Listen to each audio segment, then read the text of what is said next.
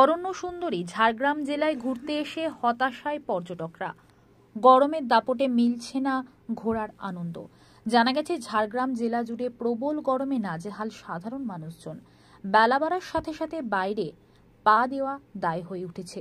শুধু চড়া রোদই নয়, সঙ্গে তাপপ্রবাহের জেরে চরম কষ্ট আর আর্দ্রতাজনিত অস্বস্তি। ঝাড়গ্রাম জেলায় তাপমাত্রা প্রায় 40 ডিগ্রি সেলসিয়াসের কাছাকাছি।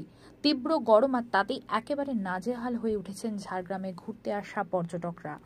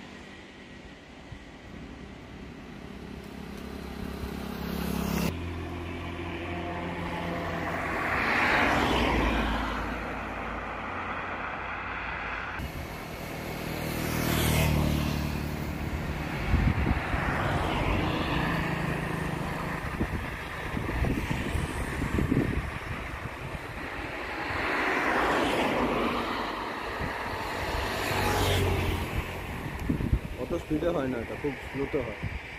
না, এটা কাট করে স্লো করেছি।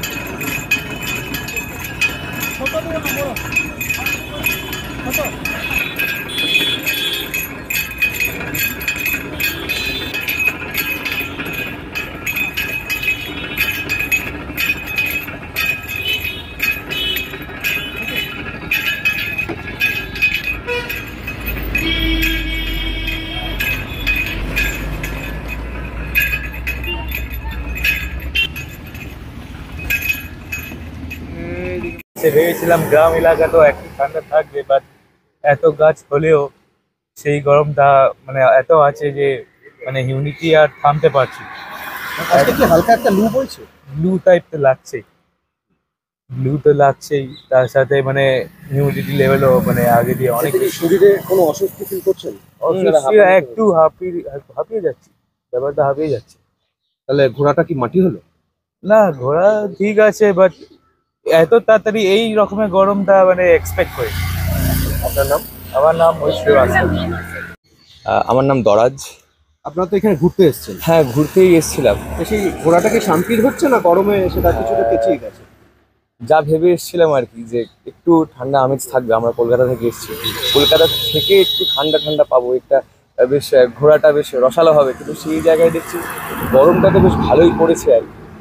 তো ওই ব্যাপারটা হলো না আর কি। কতটা কষ্ট হচ্ছে গরমে? কষ্ট বলতে খুব খুব হিউমিডিটিটা অনেক বেশি, ঘাম অনেক হচ্ছে, যেটা ভেবেছিলাম যে একটু আসবো আমরা সবাই মিলে, একটু আনন্দ হবে, একটা থাকা টাকা হবে, সেটা সকালে বেরোনো যাচ্ছে না? সকালে বেরোনো যাচ্ছে না, ওই বিকেলটার জন্য অপেক্ষা করতে হচ্ছে এই আর কি।